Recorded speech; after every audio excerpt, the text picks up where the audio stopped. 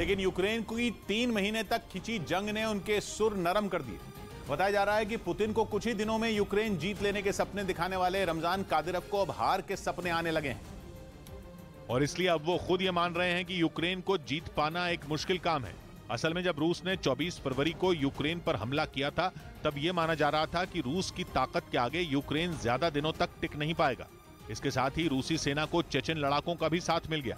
जंग शुरू होने के कुछ दिन बाद ही बड़ी संख्या में कादिरोव के लड़ाके रूसी सेना का साथ देने के लिए यूक्रेन पहुंच गए। इसके बाद तो रूस के सैनिक और चेचन लड़ाकों ने यूक्रेन के कई इलाकों में जमकर कहर बरपाया। चेचन कमांडर रमजान कादिरोव ने कई बार इस तरह के ऐलान किए कि वो बस जीतने ही वाले हैं। लेकिन कादिरोव ने जितना सोचा था वो उतना आसान हुआ नहीं। यूक्रेन की सेना ने उनके लड़ाकों और रूसी सैनिकों को कड़ी टक्कर दी और कुछ ही दिनों में खत्म होने वाली जंग 90 दिन के बाद भी जारी है। इसके पीछे की वजह है यूक्रेन को नेटो समेत कई देशों से मिल रही मदद। उन देशों से मिल रहे आधुनिक हथियारों का इस्तेमाल करके यूक्रेन के सैनिक रूस की सेना और चेचन लड़ाकों से जोरदार मुकाबला कर रहे हैं। रमजान कादिरोव भी मानते हैं कि उनकी लड़ाई अब यूक्रेन से है ही नहीं, बल्कि वो और रूस तो नेटो से लड़ रहे हैं। यानी जिस यूक्रेन को वो हल्के में ले रहे थे, वो मदद मिलने के बाद इतना ताकतवर हो गया कि उसने पुतिन और कादिरोव की नाक में दम कर दिया।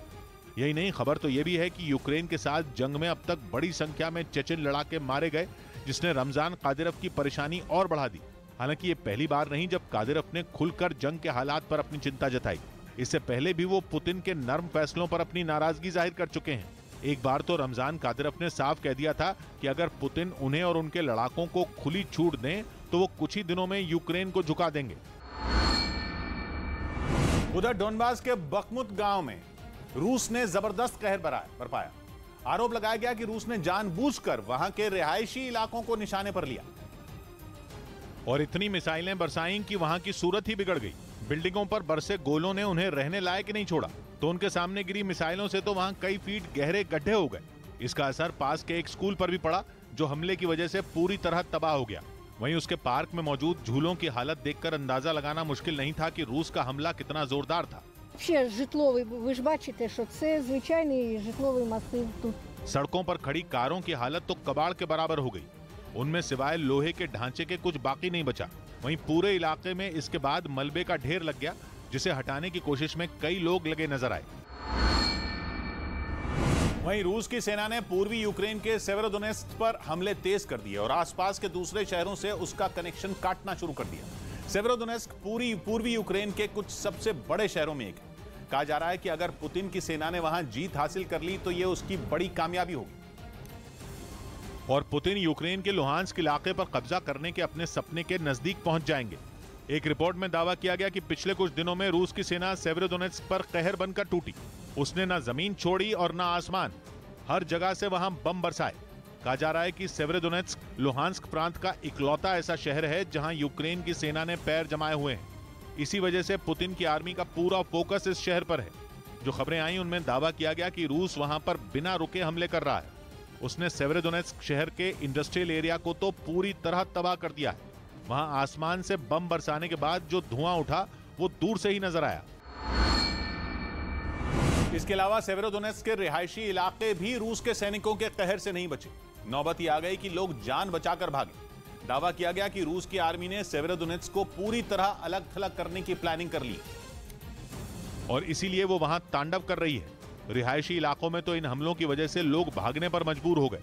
लोगों को बचाने में जुटे सामाजिक कार्यकर्ताओं ने तो अपनी बातों से ये जाहिर कर दिया कि रूस वहां जीतने वाला है। कुछ लोग तो इतने हताश हो गए कि उनका गला भर आया। कहा जा रहा है कि रूस की सेना सेवेरोडोनेत्स्क का कनेक्शन लुहांस्क के दूसरे शहरों से काटना चाहती है।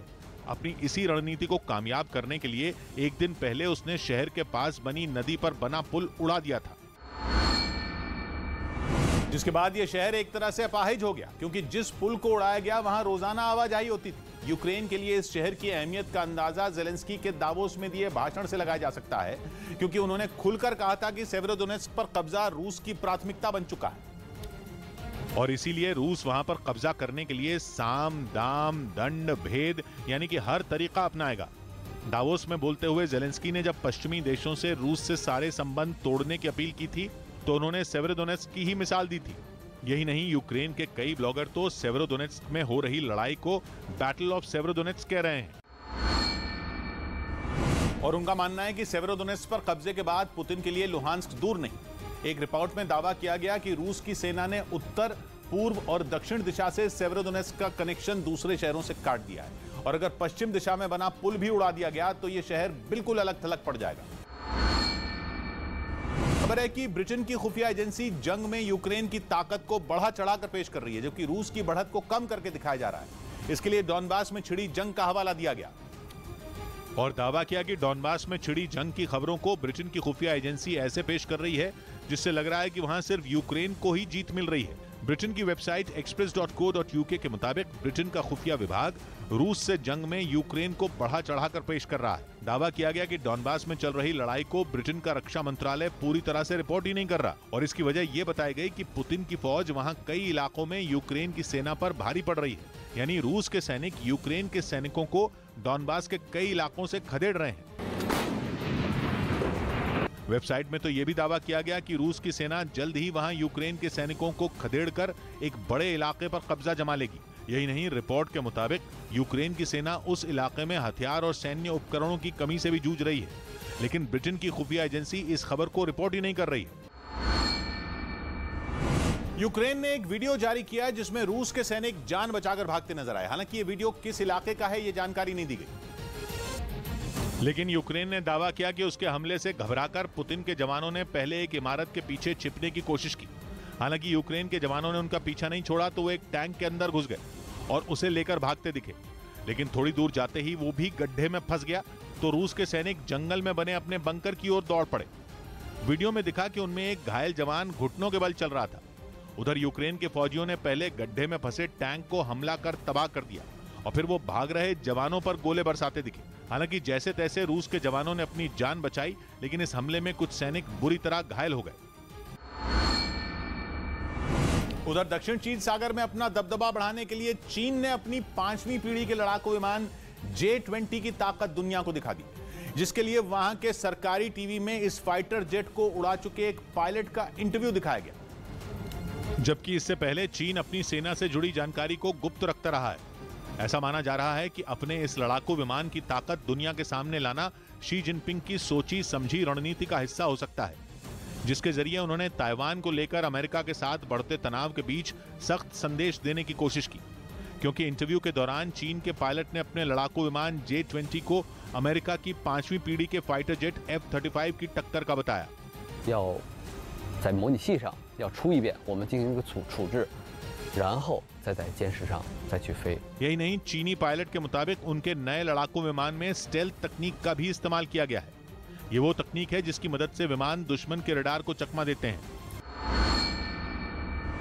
और इस बीच पश्चिमी मीडिया ने दावा किया कि चीन ने दक्षिण चीन सागर में तैनात अपने पायलटों को इन लड़ाकू विमानों की उड़ाने की ट्रेनिंग देनी भी शुरू कर दी है, जो अमेरिका के F-35 फाइटर जेट की तरह उड़ान के दौरान दुश्मन के ठिकानों का अहम डेटा जुटाने की काबिलियत रखता है। इसकी मदद से हवा और हवा से जमीन पर मार करने वाली मिसाइल तो दागी जा सकती है,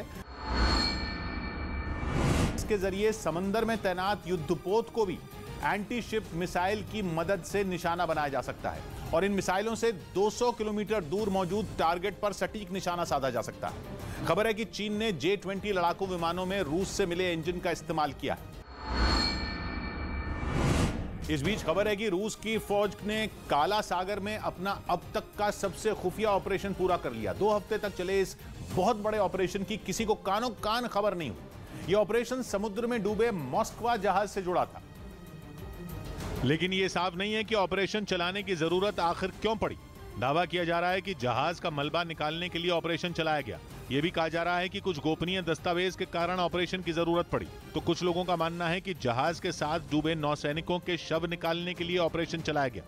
2 हफ्ते तक चले इस ऑपरेशन के लिए रूस ने अपने बेहद ताकतवर जहाजों को काला सागर में भेजा था। यानी जिस वक्त काला सागर में यूक्रेन अपनी ताकतवर मिसाइलें दाग रहा था, उस वक्त रूस मॉस्कवा का मलबा खोज रहा था। लेकिन इस अभियान के बाद यह साफ हो गया कि मॉस्कवा का डूबना रूस के लिए कोई छोटी घटना नहीं थी। और एक बात और भी साफ हो गई कि मॉस्को के साथ कोई ऐसा राज दफन हुआ था जो रूस के लिए गले की हड्डी बना हुआ था। मॉस्को जहाज के डूबने की घटना 14 अप्रैल को हुई। बताया जाता है कि जहाज में 2 बड़े छेद हुए जिनकी वजह से पूरा जहाज समुद्र में डूब गया था। हालांकि रूस यही कहता रहा कि काला सागर में बहुत बड़ा तूफान आया था और तकनीकी कारणों से जहाज में आग लग गई थी, जिसकी वजह से मॉस्को डूबा था। लेकिन रूस ने तो कभी माना ही नहीं कि उसके सैकड़ों नौसैनिक मॉस्को के साथ समुद्र में डूब गए, बल्कि घटना के कुछ दिन बाद उसने एक वीडियो जारी किया था जिसमें मॉस्को से बचाए गए स्टाफ को दिखाया गया था। उस वीडियो में मौजूद नौसैनिकों की भी लोगों ने गिनती करनी शुरू कर दी थी। ये दावा किया जाने लगा था कि सैकड़ों नौसैनिकों के डूबने की बात सही है, लेकिन खबर है कि रूस की सेना के झूठ पर रूस में ही बवाल मच गया। डूबने वाले कुछ नौसैनिकों के परिवारों ने पुतिन के खिलाफ मोर्चा खोल दिया। ब्रिटेन के मीडिया के मुताबिक मरने वाले नौसैनिकों के परिवार बेहद गुस्से में हैं। वो आरोप लगा रहे हैं कि रूस की नौसेना के अधिकारी जवान सैनिकों को डूबने के लिए छोड़कर चले गए। यहाँ तक कि कई नौसैनिकों की तस्वीरें भी इंटरनेट पर लंबे वक्त से फैलाई जा रही हैं, जिनके डूबने का दावा किया जा रहा है। कयास ये लगाए जा रहे हैं कि पुतिन के खिलाफ बढ़ते विरोध को कम करने के लिए ये ऑपरेशन चलाया गया, यानी समुद्र में डूबे नौसैनिकों के शव निकालने के लिए इतना बड़ा ऑपरेशन चलाया गया ताकि डूबने वाले नौसैनिकों के परिवारों का गुस्सा कुछ कम किया जा सके। लेकिन खबर है कि इतने बड़े ऑपरेशन को चलाने की असली वजह इससे कहीं ज्यादा बड़ी हो सकती है, जिसके बारे में रूस की सेना और रूस की सरकार अब तक खुलकर कुछ नहीं बता रही। मॉस्को के डूबने के बाद यह दावा किया गया था कि उस पर बड़ी संख्या में परमाणु हथियार मौजूद थे। मॉस्को पर हमेशा कुछ परमाणु हथियारों से लैस मिसाइलें तैनात रखी जाती थी। खबर है कि जब मॉस्को समुद्र में डूबा तो वो मिसाइलें भी समुद्र में डूब गईं। मिसाइलों में मौजूद परमाणु हथियार बहुत बड़ी तबाही की वजह बन सकते थे, इसलिए जल्द से जल्द उन्हें निकालना जरूरी था। जबकि मॉस्को की तकनीक से जुड़ी कुछ अहम जानकारियां भी रूस की टेंशन बढ़ा रही थी। माना जाता है कि मॉस्को जैसा कोई जहाज बनाने की कोशिश दुनिया की कई महाशक्तियां करती रही हैं, लेकिन कभी कामयाब नहीं हो पाई।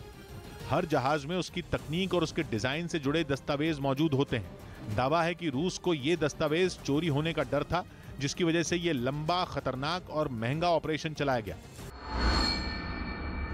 वहीं रूस ने मारियोपोल के अज़ोवस्ताल स्टील प्लांट का एक वीडियो जारी किया जिसमें प्लांट के तबाह हुए कई हिस्से दिखाई दिए। रूस ने यह वीडियो जारी करके स्टील प्लांट पर अपने कब्जे के दावे को और पुख्ता करने की कोशिश की, क्योंकि इसी स्टील प्लांट पर कंट्रोल करने के लिए रूस की सेना और चेचन लड़ाकों को नाको चने चबाने पड़े थे। जंग की शुरुआत में ही मारियोपोल के ज्यादातर हिस्से पर कब्जा जमाने वाले रूसी सैनिकों और कादिरव के लड़ाकों के कदम स्टील प्लांट पर आकर थम गए थे। स्टील प्लांट के अंदर छिपे यूक्रेन के सैनिकों ने उन्हें ऐसा जवाब दिया कि वहां कब्जा जमाने में रूसी सेना को 1.5 महीने से ज्यादा का वक्त लग गया। रूस के सैनिकों और चेचन लड़ाकों ने स्टील प्लांट पर टैंक से ताबड़तोड़ गोले दागे, मिसाइलों से भीषण हमले बोले और रॉकेट की बरसात की, लेकिन यूक्रेन के सैनिकों ने लंबे वक्त तक घुटने नहीं टेके। लेकिन कुछ रोज पहले पुतिन की सेना ने दावा किया कि स्टील प्लांट के अंदर छिपे यूक्रेन के आखिरी सैनिक ने भी सरेंडर कर दिया, यानी रूस के मुताबिक अज़ोवस्ताल स्टील प्लांट पर पूरी तरह उसका कब्जा हो गया था। और अपने इसी दावे को सही साबित करने के लिए रूस की तरफ से स्टील प्लांट का एक वीडियो जारी किया गया। वीडियो में स्टील प्लांट के उन हिस्सों को दिखाया गया जहां यूक्रेन के सैनिक छिपे हुए थे। वहां बने कई तहखानों में यूक्रेन की सेना की चीजें बिखरी हुई दिखाई दी। यूक्रेन के सैनिकों के हथियार, पीने के पानी की बोतलें और उनकी वर्दियां वहां हर तरफ बिखरी नजर आईं। रूस ने दावा किया कि स्टील प्लांट में बने कुछ तहखाने तो जमीन से 7 मंजिल नीचे तक बने हुए थे। यही नहीं, वीडियो में अज़ोवस्ताल स्टील प्लांट के वो हिस्से भी दिखाई दिए जो रूसी सेना के हमलों से खंडहर में बदल गए। क्योंकि स्टील प्लांट ने करीब 1.5 महीने तक रूस की सेना और चेचन लड़ाकों के ताबड़तोड़ हमले झेले। यूक्रेन की सेना की स्पेशल यूनिट अज़ोव रेजिमेंट के सैनिकों ने स्टील प्लांट को अपना बेस बना लिया था, जो किसी भी हाल में हार मानने के लिए तैयार नहीं थे। लेकिन कुछ रोज पहले रूस ने दावा किया था कि स्टील प्लांट में घायल सैनिकों की जान बचाने के लिए यूक्रेन की सेना ने उसके आगे घुटने टेक दिए थे। सबूत के तौर पर रूस ने यूक्रेन के सैनिकों के सरेंडर करने का वीडियो भी जारी किया था। उस वीडियो में बड़ी संख्या में यूक्रेन के सैनिक अपने घायल साथियों को स्ट्रेचर पर लेकर स्टील प्लांट से बाहर निकलते दिखे थे। उस वक्त रूस की तरफ से यह दावा किया गया कि अज़ोवस्ताल स्टील प्लांट में छिपे यूक्रेन के करीब 2500 सैनिकों ने उसकी सेना के आगे हथियार डाल दिए थे। और अब रूस ने अज़ोवस्ताल स्टील प्लांट का वीडियो जारी करके दुनिया को यह दिखाने की कोशिश की कि यूक्रेन का सबसे अहम बंदरगाह वाला शहर मारियोपोल अब पूरी तरह से उसके पंजे में है। उधर यूक्रेन के पूर्वी हिस्से डॉनबास को फतेह करने के पुतिन के नए प्लान का पर्दाफाश हुआ है। बताया जा रहा है कि रूस ने डॉनबास पर झंडा फहराने के लिए अपनी रणनीति में बहुत बड़ा बदलाव किया है। और तो और अपनी इस नई रणनीति के चक्कर में रूस को तुरंत डॉनबास पर कब्जा करने का अपना मकसद थोड़ा पीछे छोड़ना पड़ा। यह सनसनीखेज दावा अमेरिका की राष्ट्रीय सुरक्षा पर काम करने वाले संगठन institute for the study of war यानी ISW ने किया।